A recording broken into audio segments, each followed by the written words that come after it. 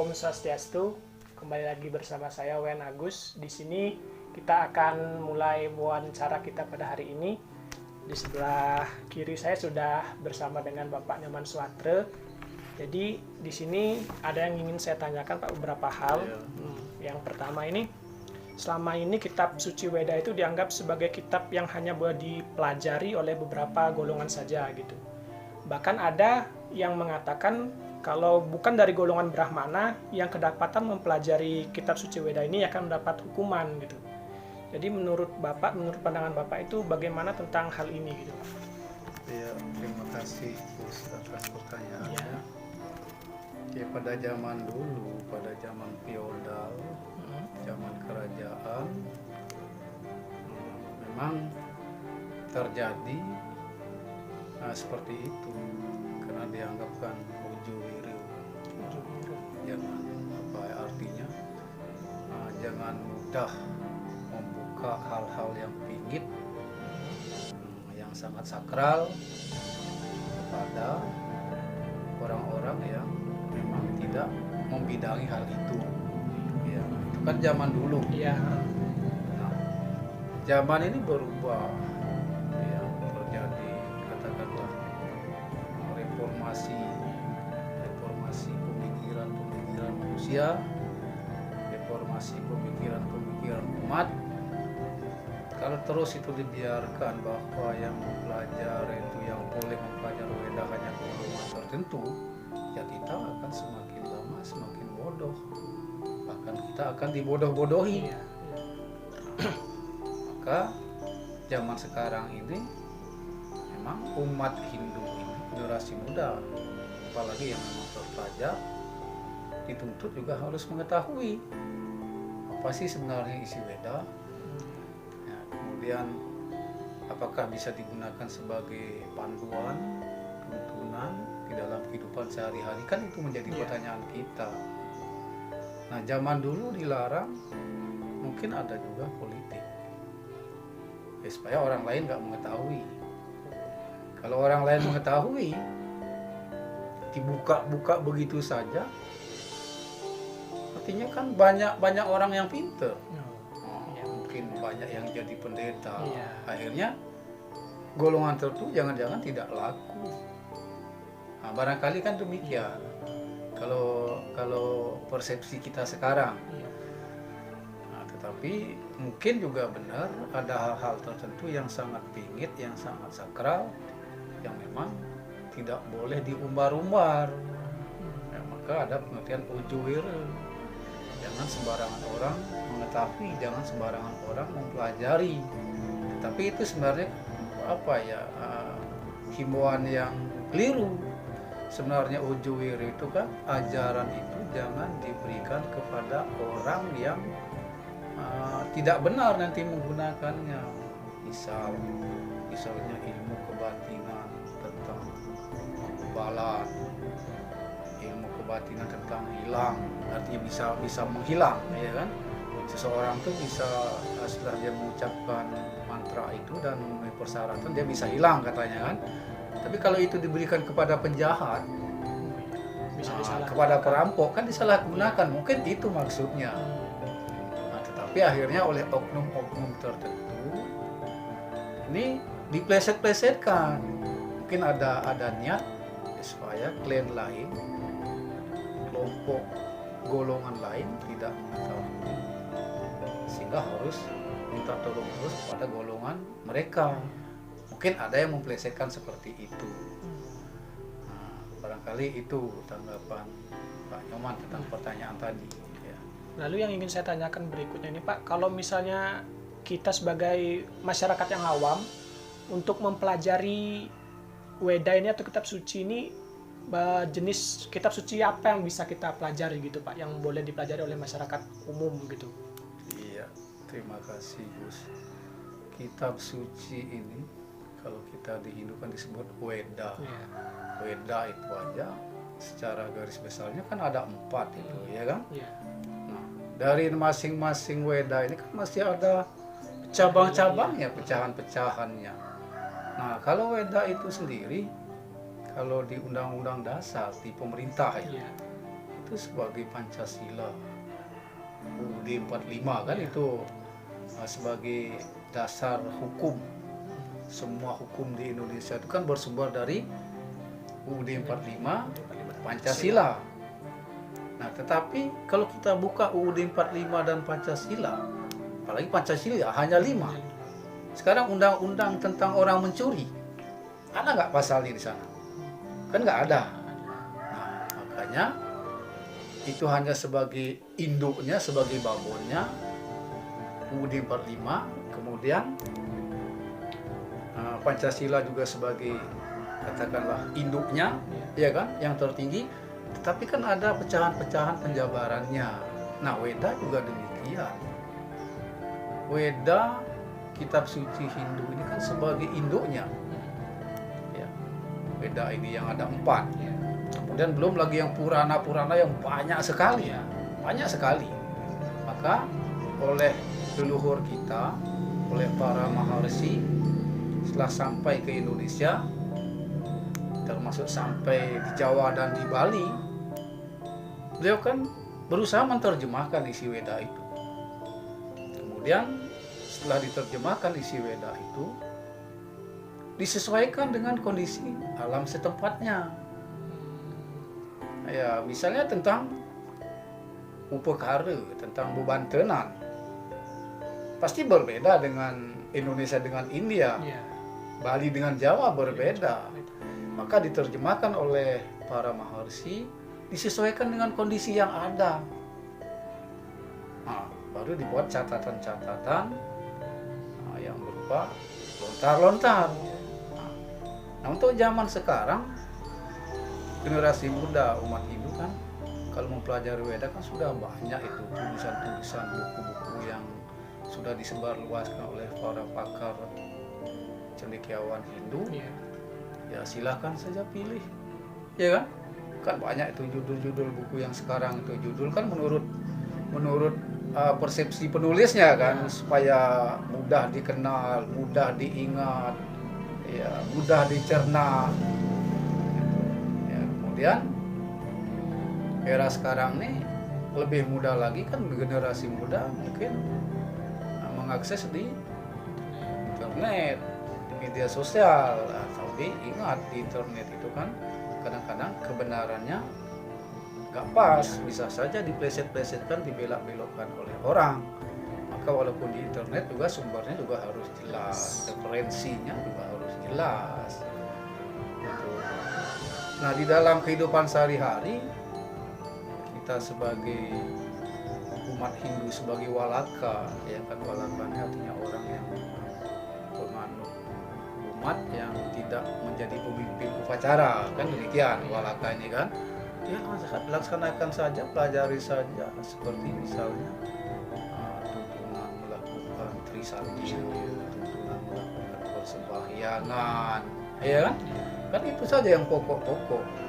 Karena di dalam ajaran agama Hindu, khususnya kita di Nusantara, apalagi kita yang memang keturunan yang dari Bali, kita kan memang sudah ditentukan oleh leluhur kita berupacara ini menggunakan banten, bebali atau upekara.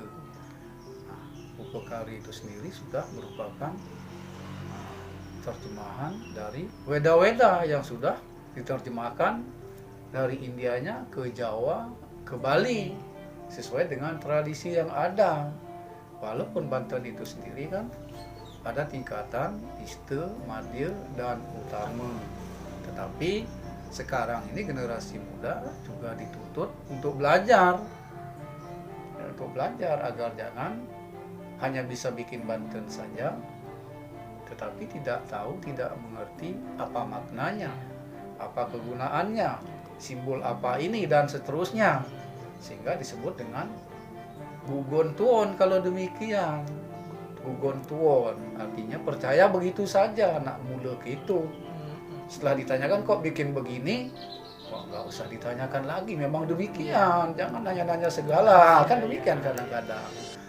Tuh, maka generasi muda sekarang kan lebih mudah untuk mengaksesnya, tapi juga harus ingat batasan-batasannya. Karena mempelajari Weda lebih dalam kan harus ada beberapa persyaratan, yang paling tidak pertama melakukan Mawinten Saraswati atau Mawinten Sari, Mawintenan yang tingkat kecil, supaya kita di dalam mempelajari kitab suci, baik dia berupa buku yang bukunya kecil, ya kan, supaya tidak menyalahi etika. Karena di dalam buku-buku tersebut ada puja mantra yang menyebutkan kebesaran Idu Sang Hyang Widiwasa, para dewa, para leluhur dan sebagainya, maka harus juga memenuhi persyaratan minimal Mawinten Sari atau Mawinten yang tingkatan kecil. Nah, kalau dia ingin terus mempelajari Weda, bahkan dia ingin menjadi pemimpin upacara, maka dia kan harus menjadi seorang pemangku. Maka Mawintenannya tingkatannya akan menjadi lebih tinggi. Nah, demikian juga kalau sudah seorang pemangku, dia ingin meningkatkan lagi, mungkin dia akan menjadi jeruk gede bawati, calon sulinggih. Ini kan harus ada tingkatan-tingkatan Mawintenannya. Gitu. Maka itulah sebenarnya mungkin yang dimaksud dengan Ujuwira itu sesuai tingkatannya lah. Iya, sesuai tingkatannya, tetapi oleh oknum-oknum tertentu kan dipleset-plesetkan, sehingga orang yang bukan dari golongan tertentu, orang kebanyakan tidak boleh mempelajari Weda zaman dulu, padahal maksudnya mungkin supaya digunakan dengan benar, supaya orang-orang yang memang menjalankan tugas-tugasnya saja sesuai ajaran agama, dia bisa mempelajari ajaran-ajaran Weda itu agar benar-benar dimanfaatkan di dalam kehidupan sehari-hari untuk dia pribadi dan untuk orang banyak. Itu demikian. Nah, jadi untuk pertanyaan selanjutnya tadi Bapak sempat menyebutkan tentang lontar dan kakawin. Nah, bagi sebagian masyarakat Hindu Indonesia ini, lontar dan kakawin ini juga dianggap sebagai sumber ajaran atau pedoman etika Pak dalam berkehidupan. Nah, apakah bisa dikategorikan sebagai Weda lontar dan kakawin itu? Ya, terima kasih. Kita di Bali memang acuannya lontar. Seperti yang saya sebutkan tadi, terjemahan dari Weda. Weda itu kan bahasanya bahasa Sanskerta, Sanskrit, ya kan? Hurufnya juga huruf Palawa pada zaman dulu kan, oleh para maharsi yang membawa ajaran agama Hindu ke Indonesia itu berusaha supaya mudah dicerna, supaya mudah dimengerti oleh orang-orang Nusantara, maka diterjemahkan. Nah, terjemahan ini mungkin kan sesuai dengan bahasa sederhana, bahasa ibu ketika zaman dulu, bahasa daerah ketika zaman dulu. Kemudian persyaratan-persyaratan yang untuk melakukan upacara di dalam ajaran agama Hindu mungkin memerlukan katakanlah sesajen atau upakara. Mungkin kan bahan yang ada di India belum tentu ada seluruhnya di Indonesia atau di Bali. Maka terjadi beradaptasi. Ini menjadi catatan-catatan, ditulis di lontar, sehingga lontarnya banyak sekali. Nah, makanya kalau menurut saya, ya lontar itu juga sumbernya dari kitab suci Weda.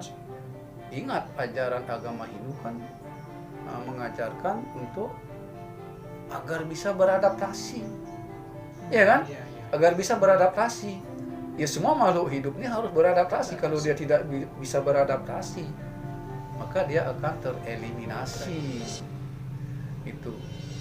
Jadi lontar itu sekali lagi sumbernya adalah Weda, tetapi memang sudah terjemahan sesuai daerah masing-masing, sesuai dengan kondisi masing-masing. Inilah yang menimbulkan desa kala patra. Kemudian bagaimana dengan kekawin? Kekawin itu jelas sumbernya kan dari Purana-Purana yang ada di India. Contoh misalnya Mahabharata, iya kan? Itu yang diterjemahkan oleh para maharsi di Jawa sampai di Bali. Ini memang sejarah, ya kan? Kemudian di sana juga penuh tuntunan etika dalam kehidupan sehari-hari. Ya masuk juga, sumbernya dari Weda, karena Weda ini juga Purana juga masuk Weda. Iya kan? Purana itu kan paling tidak isinya sejarah kan. Iya. Ya agamanya kan juga harus ada sejarahnya. Iya kan? Jadi lontar dan kekawin atau wiramu itu memang benar bisa digunakan untuk pedoman hidup sebagai manusia yang beragama Hindu, untuk lebih beretika di dalam kehidupan sehari-hari. Dia bisa menghormati orang tuanya, menghormati guru, menghormati pemimpin. Apalagi seperti sekarang ada jabatan camat, bupati, gubernur, presiden. Kan ada batasan-batasan, ya boleh kita berikan kritik, tapi ada etika. Etika, ya. Jadi seperti itu. Oke, untuk pertanyaan selanjutnya ini, nah untuk pandangan Bapak sendiri ini, kenapa umat Hindu sekarang itu kebanyakan itu jarang membaca kitab suci, Pak? Iya, terima kasih. Memang kita akui kitab suci Weda ini kan langka, Gus. Iya. Iya kan? Mungkin kemampuan Direktur Jenderal Bimbingan Masyarakat Hindu untuk mencetak kitab suci Weda ini kan dananya terbatas. Kemudian donatur dari semeton kita Hindu sendiri juga sangat terbatas. Maka kitab suci ini kan boleh dikatakan barang langka. Ya, barang langka. Seperti yang saya sampaikan tadi, ya umat Hindu sebagian yang membaca serpihan-serpihannya. Nah, seperti yang saya sampaikan tadi, tuntunan Trisatya itu kan juga dari Weda. Ya, walaupun dia buku kecil ya kan, mungkin doa sehari-hari. Kan banyak tuh buku kecil yang doa sehari-hari itu juga ya dari Weda. Karena memang sudah lebih mudah dimengerti. Nah, kemudian hal lain mungkin minat membaca yang kurang. Ya, memang Kurangnya budaya membaca. Ya. Sehingga orang mencari mudah. Seperti yang saya sampaikan tadi, di Bali ini terkenal dengan dulunya agama Tirta. Tirta itu artinya air suci. Iya. Nah, dengan air suci kita memperoleh air suci di pura sudah selesai dianggapnya. Nah, demikian. Kemudian ditambah dengan kalau bisa bikin Banten, mempersembahkan Banten juga dianggap sudah cukup. Karena memang ada batasan-batasan yang seperti saya sampaikan tadi.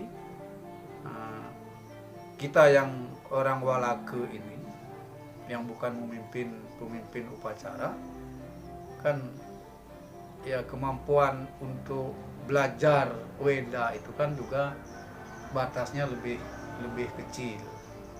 Tetapi bagi generasi muda, terlebih-lebih yang sudah berpendidikan, mungkin menempuh pendidikan jurusan agama seperti di Setar, mungkin di jurusan umum, tapi dia memang mempelajari Weda, ya ini sangat penting sekali. Kemudian hal lain juga menyebabkan kenapa umat kita Hindu ini jarang membaca Weda. Ya, dia sudah yakin bahwa buku-buku serpihan-serpihan kecil, ya baik itu berupa tuntunan, persembahyaan, Trisatya, mungkin buku etika yang lain, atau mungkin terjemahan lontar-lontar, itu sudah diyakini itu juga dari Weda. Tidak harus murni buku Weda besarnya kan. Justru kalau buku Weda besarnya itu kan masih dia global kan, global, sulit apa ya diterjemahkan gitu. Inilah perlu ada buku-buku cabang-cabang dari Weda yang mudah sampai ke masyarakat dan mudah dimengerti kalau dibaca, sehingga mudah untuk melakukannya di dalam kehidupan sehari-hari. Gitu. Oke, terima kasih Pak atas jawaban yang telah Bapak berikan. Jadi sekian wawancara kita pada kali ini, semoga dapat bermanfaat bagi kita semua. Saya tutup dengan Paramasanti. Om Santi Santi Santi Om. Om Santi Santi Santi Om.